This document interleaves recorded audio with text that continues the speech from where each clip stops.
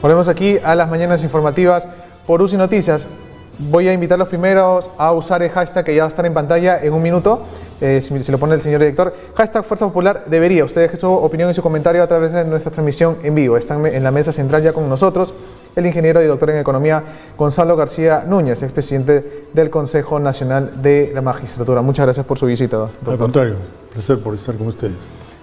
Tenemos el tema de hoy que vamos a conversar con el doctor, es todo lo que ha pasado con Chávarri. Bueno, doctor, Chávarri se fue y en su primer día que dejó el cargo se fue con todo en una entrevista en un medio local. Primero, para usted, ¿cuál fue el motivo principal que motivó a Pedro Chávarri que se vaya como fiscal de la Nación? 30 millones de peruanos que salieron en fechas absolutamente insólitas como el fin de año para decirle que se vaya, ¿no? Y creo que para cualquier funcionario o político sensible, la voz de la calle es la voz de Dios.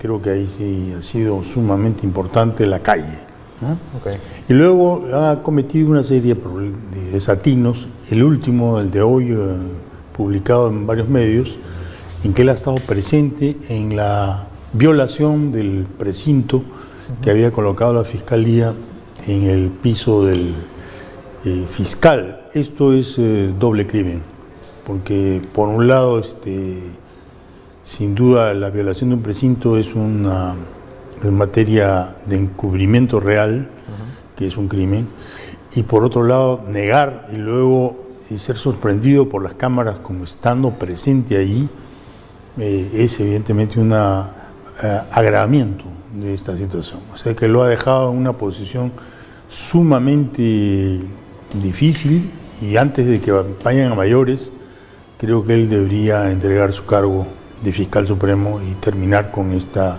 saga de desatinos en los cuales se han metido. El tema de esta violación al acrado de José Domingo Pérez lo vamos a tocar un poco más adelante. Quisiera saber su opinión respecto de todas estas declaraciones que ha dado Pedro Chávarri en el medio local. Y uno de ellos es que habría sido el juez supremo Pablo Sánchez quien había filtrado los audios a IDL. ¿Qué opiniones le da respecto a estas declaraciones de Chávarri? En boca del mentiroso hasta lo cierto se hace dudoso. Ya creo que la credibilidad del doctor Chávarri ha quedado menoscabada y como tal debería guardar un silencio cartujo y esperar más bien la convocatoria que seguramente será de los jueces para aclarar su posición. Ok. Vemos antes de su renuncia una pequeña, yo lo considero así, entre broncas entre el Ejecutivo y el Ministerio Público.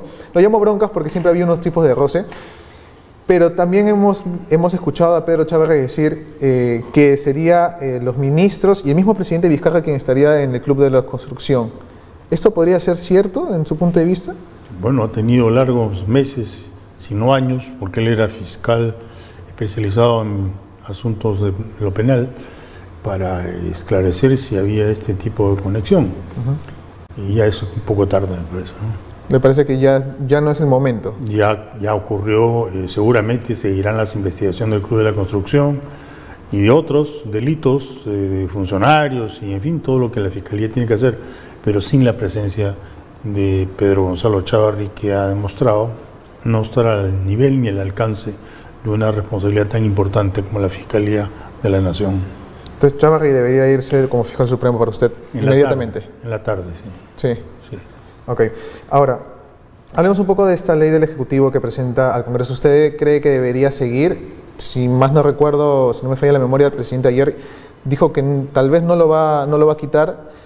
¿Debería intervenir el Ejecutivo en el Ministerio Público con ese proyecto de ley? Bueno, lo primero que la doctora Ábalos, que ha sido ayer designada y su resolución aparece en el peruano, ha declarado una emergencia a la Fiscalía, con lo cual le quita la silla al proyecto, porque el proyecto era declarar en emergencia. Luego viene el tema de la composición de la Junta de Fiscales.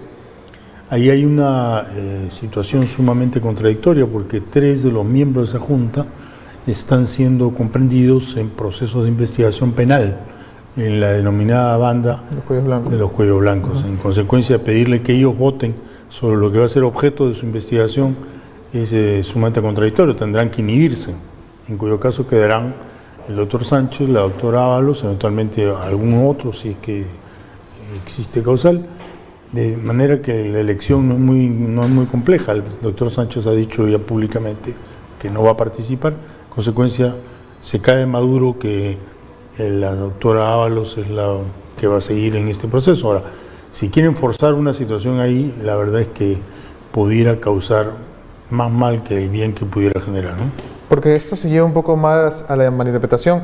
Si es que ya tenemos una posible solución en que el Ministerio Público se reestructure, ¿por qué el presidente tendría que seguir con ese proyecto? Claro, todo en su tiempo, ¿no es cierto? Lo presentó oportunamente, creo que cuando había un impasse total, el Congreso no quería saber nada del tema. Por otro lado, la propia Fiscalía está entrampada en una contradicción interna.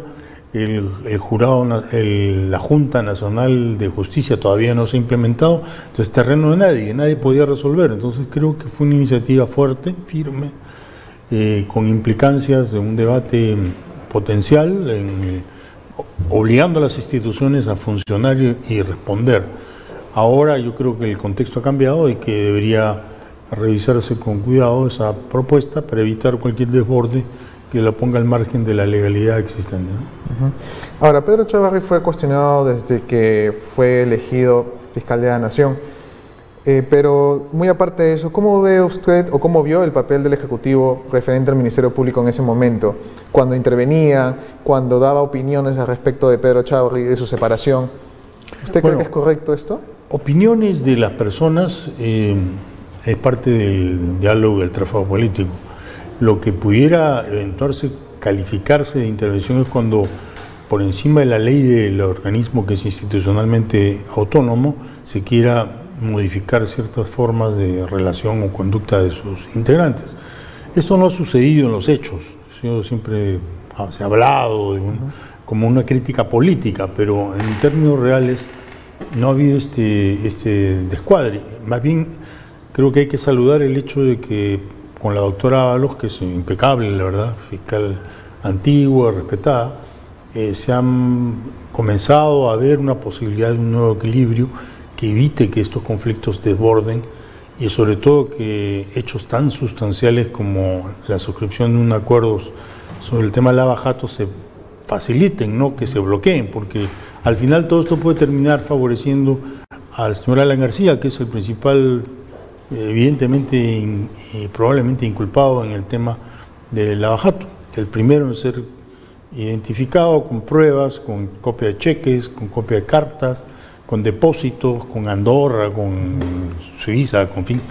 Y entonces evitar que eso suceda parece haber sido el objetivo político de crear todo este conflicto dentro de la Fiscalía. Pero entonces con la doctora Ábalos suponemos todos esto va a allanarse, así lo ha declarado hace unos minutos, cuando ha dicho que va a respaldar el trabajo independiente autónomo de la Fiscalía y de sus componentes, ¿no? Ayer estuvimos con Gustavo D'Arencén, si no me falla la memoria, y nos decía que alguien que trabaja en el sector público siempre está lleno de cuestionamientos, siempre tiene algo, no podemos ser unos santos, dijo el día de ayer. ¿Usted cree que la doctora Ábalos sea la persona indicada para este cargo? Bueno, en caso del quien declara, algo debe saber, porque si no, no lo diría, ¿no es cierto? Y la doctora Ábalos tiene una trayectoria que es larga, tiene 40 años en la institución. Yo he revisado su file en los medios y veo que no tiene ninguna sanción de ningún tipo. Entonces es una acreditada magistrada. Independientemente de los atributos que los tiene y habilidades, lo que importa ahora es una conducta equilibrada y respetada por sus pares. Porque lo único que se le cuestiona en su momento en los medios o en estos tipos de comentarios es que haya votado a favor de Ramos Heredia en su momento. Nada, eso es lo único que se le cuestiona, ¿no? Bueno, el derecho al voto es también el derecho a equivocarse o a acertar. Así que es una crítica legítima, que alguien que en mi caso yo mismo tuve ese expediente en mis manos en el Consejo de la Magistratura, Algunos votan a favor, otros en contra, eso es legítimo, ahí no hay delito, lo que fuera delito si fuera un voto doloso, ¿no? Ahí sí habría entonces compromiso, no es el caso. Okay. Hace unos minutos se dio a conocer el video que lo vamos a tener en pantalla en unos segundos, señor director, ¿sí? Eso lo comentábamos al principio, es que Pedro Chávarri acompañaba a su personal a sustraer estos documentos. Me decía que esto habían 2 delitos. ¿Qué delitos podría traer esto para Pedro Chávarri? ¿Qué consecuencias? Dentro del mandato del juez que ejecute el fiscal para este tipo de intervenciones, hay lo que se llama la operación de presentado, lo cual se colocan pues estos papeles pegados dentro de las cerraduras y se delimita exactamente el perímetro del área que se va a intervenir, porque se tiene que perennizar en el tiempo el área de investigación. Hay un mandato expreso de un juez que dice, una vez presentado, nadie entra. Y si alguien entra y vulnera ese presentado, es inmediatamente entendido como un acto doloso, delictivo. Entonces, que hayan abierto y fracturado las cintas, se hayan metido, hayan agarrado cajas de documentos que ahora nadie sabe qué tenían, que hayan manipulado todo esto y que inclusive usen de la vigilancia policial del funcionario como cobertura, todo esto es un grave delito de encubrimiento real. Si adicionalmente preguntado el actor dice que no conocía, que no sabía, y ahora con estas evidencias en los videos, tiempos modernos, video revela que estaba presente el funcionario principal, en este caso el señor Chávarri, y que le haya negado públicamente y en televisión y todo más que él no estaba, esto es pues ya en quien tiene que acusar a nombre del Estado sobre los delitos, el defensor de la legalidad esté haciendo esta violación tan primaria, evidentemente es deplorable y es lamentable. ¿A quién vamos a dar lecciones de moralidad, de lucha contra la corrupción, etcétera, si en mi propia casa, en el piso más elevado de la Fiscalía, hay alguien que está manipulando la información? Esto es gravísimo. Y entonces yo creo que hay algo que tiene que ver con la salud del doctor Chávarri, porque son actos que se vuelven ante la presión, el estrés, desesperación, tal vez. La desesperación, ¿no es cierto? Yo me imagino que ver pues que le quitan la colegiatura, ¿no es cierto? Que sus amigos ya no le dirigen la palabra, que en el Congreso ya nadie lo levanta ni lo defiende. Entonces todo esto le ha creado un síndrome de desesperación, como usted señala muy bien, y debe haber creado una reacción que lo ha conducido a estos actos que son contrarios totalmente a la ética profesional del magistrado. Ahora, Pedro Chávarri, como le decía al principio, fue nombrado con cuestionamientos, se dio a conocer los audios de la vergüenza. Digamos, vamos a tirarnos un poco para su lado, digamos que en esos audios no decían nada. ¿Qué cosa en la estructura de su mandato, por decirlo así, fue el error para que él no pueda hacer un buen trabajo? ¿Cuál fue ese punto de quiebre? ¿Por qué él no pudo retribuirse o retractarse de todo lo que le imputaban en su momento? El modo de elección, originalmente en la Junta de Fiscales para elegir al fiscal de la Nación, era conflicto. Habían intereses normales, apetitos profesionales, en fin. Entonces había un permanente choque antes de la elección y eran consideradas tumultuosas. Adoptaron ellos una regla, que puede estar buena o mala, pero era una regla, que era la continuidad de la institución, era la antigüedad. Entonces el fiscal más antiguo en el orden, en el rol de fiscales, asumía el periodo.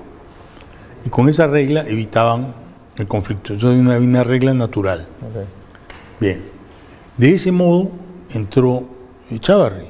No por conflicto ni por digamos, competencia, sino entró porque le tocaba en la lista. Porque le tocaba en la lista.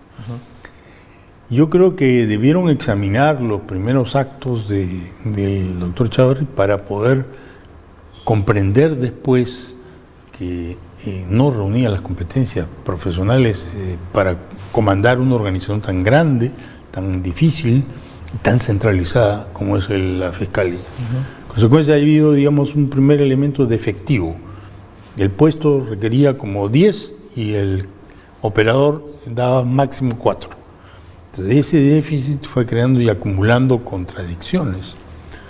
Y lo que hizo estallar todo esto es el lavajato, ¿no? Cuando ya el lavajato fue indetenible, prácticamente ya se iban con un pie en el avión al Brasil, las presiones políticas deben haber sido pues superlativas, porque imagínense, entran todos los expresidentes del país, entran a ser examinados por su conducta con Odebrecht. Todo el principal aparato empresarial del país, bancos, constructoras, empresas, entran al asunto. Efectos hasta internacionales, como ya conocemos de la acción de Odebrecht. Entonces ese conjunto de presiones tremendas era parar el lavajato, que no fueran los fiscales. Y le encargaron a Chávarri que hiciera eso. Entonces él estaba como que encargado de parar estas investigaciones. Parar las investigaciones, de tal manera que lo que hizo el 31 de diciembre no tiene nombre, no tiene además sin nombre. vergüenza lo hizo entonces. Lo hizo y entonces, claro, eso ha generado pues una respuesta devastadora del país, ¿no? Que ya amenazaban con un paro nacional para que se vayan. Esto es lo que ha ocurrido con la situación. Yo creo que en el centro del problema sigue estando el tema de Brasil y el tema de la solución a los conflictos que está generando el descubrimiento de las coimas, de los robos, de la metida de mano a los bolsillos de los peruanos a través de esta empresa corruptora y un conjunto de socios que están ahora, como hemos visto, en Andorra, están en Suiza, están en países donde se puede hacer una serie de pellejerías, Panamá, y los fondos de los peruanos circulando, ¿no?, por todos esos circuitos del mal, en los cuales operadores, también corruptos, han formado fortunas que son totalmente pues contrarias al espíritu de quien quiere servir a un país, ¿no? Ahora, hablamos siempre, escuchamos al presidente Vizcarra siempre hablar sobre la lucha contra la corrupción. ¿Usted cree que la Junta Nacional de Justicia sea más efectiva que el CNM? Bueno, debiera ser, pero yo creo que el primer logro de esta medida es haber puesto patitas en la calle a quienes estaban en el Consejo Nacional de Magistratura, lo habían convertido en un mostrador donde se compraban y vendían decisiones. Esto me parece lo más sano, y que todos esos hayan sido destituidos fulminantemente por el Congreso, voto unánime del Congreso, y por un consenso muy alto de la población. La población ha masivamente aprobado esa primera cuestión. Entonces, el primer asunto. El segundo asunto, en materia del referéndum, es una de las medidas que ha tenido mayor número de votos, casi 90%. O sea, 9 de cada 10 peruanos han aprobado la necesidad de tener otras reglas para nombrar, para ratificar y destituir a los señores jueces y fiscales del sistema. Lo tercero que viene ahora es lo complejo, que es que, nombrado que esté desde ayer por la ley un nuevo equipo de una comisión que se llama Comité Especial, va a escoger, se supone, a 7 hombres probos que van a formar el nuevo Consejo de la Magistratura, la Junta Nacional de Justicia, y esta debe definir su ley orgánica, sus leyes y reglamentos específicos para las operaciones que tiene encargadas por la Constitución, y debe ser una entidad que tenga el respeto, ¿no?, y que no tenga ninguna observación de la ciudadanía, que ahora va a ser más celosa que nunca de ver cómo funciona eso. Entonces, ahí la restricción son los plazos. Hay que hacerlo rápido, y ese rápido a veces conspira contra lo bueno. Entonces hay que ir, para buscando lo perfectible, lo mejor, hay que ir, digamos, rápido, pero no tanto como para comprometer los mecanismos que se ponen en marcha. Es muy complicado. Así que hay que tomar la acción con cuidado. Ok, doctor. Igual, agradeciéndole su participación, queremos que vea en pantalla esta noticia que ha publicado nuestro equipo de redes sociales. ¿Qué opinión le merece este nuevo periodo del mandato de Nicolás Maduro, doctor? Ya, yo tengo una extraordinaria preocupación. Maduro sale pues en una elección en que el segundo fue el candidato de la APRA venezolana, Falcón, y luego otro candidato que fue del equivalente al PPC venezolano, y ha tenido resultado con un enorme digamos, cuestionamiento de la opinión pública internacional. Yo creo que Venezuela se merece mejor y mayores causas, y hay críticas muy severas sobre la conducta económica, en primer lugar, luego la conducta política, donde se usa el mecanismo del poder de modo extensivo. Tercero, hay un evidente problema de técnico legal, digamos, de conformación de... Entonces, lo de Maduro es preocupante. Ahora, ha surgido una voz, como fue la voz histórica de México, gran país, que tiene la doctrina Estrada, que es el principio de no intervención, porque desafortunadamente el señor Trump, una vez más, manda como delegado a la reunión esta del Grupo de Lima, al ex director de la CIA, ¿no? Y experto en operaciones especiales, el señor Pompeo, que ahora es el canciller norteamericano, a plantearle una serie de medidas, una especie de guía de Lima de los actos que tienen que cometer, y esto nos conduce desafortunadamente a la idea de que en América Latina se puede hacer algo como Siria, como Irak, etcétera, y nos quiere meter en una guerra ajena. Yo creo en ese sentido el Perú debe retomar los principios que fueron los suyos, los que hicieron Contadora, los que permitieron la intervención del Perú como un país mediador en América Latina, y esperar además el resultado de varias elecciones que hay ahora en América Latina, especialmente Argentina. ¿Estas acciones del Grupo de Lima serán efectivas para...? Yo temo que son más declarativas que otra cosa. Ha sufrido una grave derrota la posición peruana, que era una intervención militar. Esto ha quedado descartado por el propio comunicado. Y luego el grupo se ha reducido, ¿no? Se ha achicado. Hay dos países que han anunciado ya que no van a seguir en este asunto. Este tipo de propuestas van a seguir en el Grupo de Lima, y ha puesto en riesgo lo que es el Acuerdo del Pacífico, porque a México, al haberse apartado del Grupo de Lima, le ha quitado legitimidad a la participación política de este grupo. Así que yo creo que esta es una cuestión que no entiendo por qué el canciller Popolizio, que es un hombre que ha sido reputado como un hábil diplomático, esté metido en este tipo de conflictos que no son los nuestros, sobre todo que el problema nuestro son los venezolanos que llegan al Perú, y no hay una palabra sobre cómo vamos a resolver la cuestión de tener 600.000 o 700.000 muchachos, familias, etcétera, que han entrado, que son el equivalente a 2 veces toda la población económicamente activa que ingresa anualmente al mercado de trabajo. ¿Qué va a pasar con el trabajo de los muchachos en el Perú, que entran bajo la competencia de un montón de nuevas personas que llegan a ocupar el espacio del trabajo? Entonces, evidentemente se han olvidado de lo principal para estar preocupándose en cuestiones que la verdad que seguramente importan mucho para los Estados Unidos, el muro y, en fin, la lucha entre demócratas y republicanos, pero para el caso de nuestros países no aportan nada. Yo creo que ahí hay cuestiones que esperemos en la próxima declaración del Grupo de Lima se corrijan.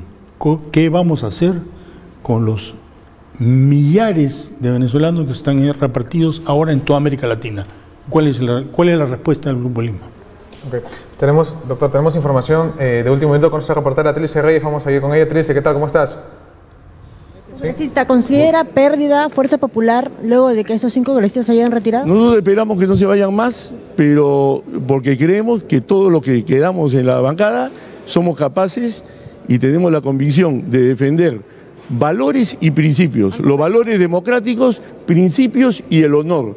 Si hay alguien que no quiere estar en ese camino, bueno, tomará su decisión. ¿Ha conversado con los que se quedan, digamos, con los que están ahora? Por supuesto, pero si tú crees que esta moción se ha tomado con una reunión de bancada que la hemos tenido acá después de que estuvimos en el pleno, tuvimos reunión de bancada, estuvimos varias horas y al final se ha tomado una decisión unánime con más de 40 congresistas, o sea, acá y otros que se han ido incorporando por escrito a la moción.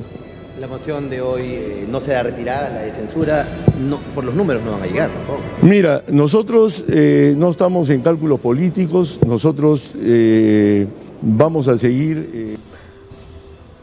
Ok, doctor. Pequeñísimo comentario sobre la situación de Fuerza Popular. Ay, mis cabellicos Maire, uno a uno se lo lleva el aire. Era un viejo dictón que se decía antes cuando éramos más jóvenes.